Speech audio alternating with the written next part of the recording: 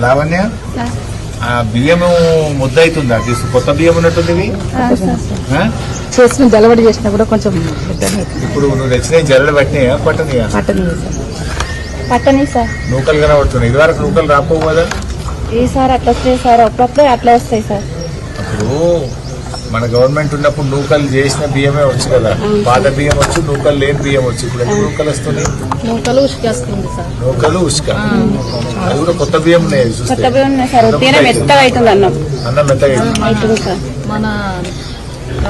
ఉన్నప్పుడు రాలేదు ఇప్పుడు వస్తుంది అది మెత్తగా అవుతుంది అది ఉడకక ఒక గింజ ఉడుకుతుంది ఒక గింజ ఉడుకుతుంది నూకలేమో మెత్తగా అయిపోతుంది ఇదేమో దొడ్డుగా అవుతుంది జల్లడ పడుతున్నాం సార్ జల్లడ పట్టి ఉసుక చేసినాకనే వండుతున్నాం నేను వచ్చేది ఎప్పుడు చెప్పాను కొద్దిగా ముందరే చెప్పారా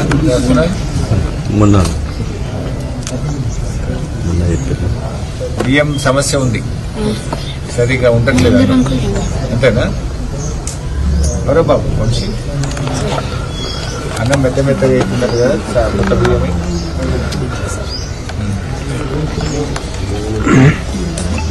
అంటే ఇలా రేవంత్ రెడ్డి విద్యాశాఖ మంత్రిగా ఉన్నాడు రేవంత్ రెడ్డి మాట్లాడితే బూతులు మాట్లాడుతున్నాడు నువ్వే ఈ రాష్ట్రానికి విద్యాశాఖ మంత్రివి నువ్వే ఈ రాష్ట్రానికి ముఖ్యమంత్రివి గా అనాథ పిల్లలు ఈ అర్బన్ రెసిడెన్షియల్ స్కూల్ అంటే బ్రిడ్జ్ స్కూల్లో ఉండే పిల్లలు అనాథ పిల్లలు ముఖ్యంగా తల్లి తండ్రి లేని పిల్లలు ఈ అనాథ పిల్లలకు కడుపు నుండి అన్నం పెట్టే చేతనైతలేదా నీకు ఈ అనాథ పిల్లలకు కాస్మెటిక్ ఛార్జెస్ ఇవ్వడం చేతనైతలేదా మాటలు పెద్ద పెద్దగా మాట్లాడతావు కదా నిన్ను చెట్టుకు కట్టేసి లాగులో తొండలు జొరగొడితే అప్పుడు అర్థమవుతుంది నీకు ఈ అనాథ పిల్లలకు కూడా అన్నం పెట్టని రేవంత్ రెడ్డిని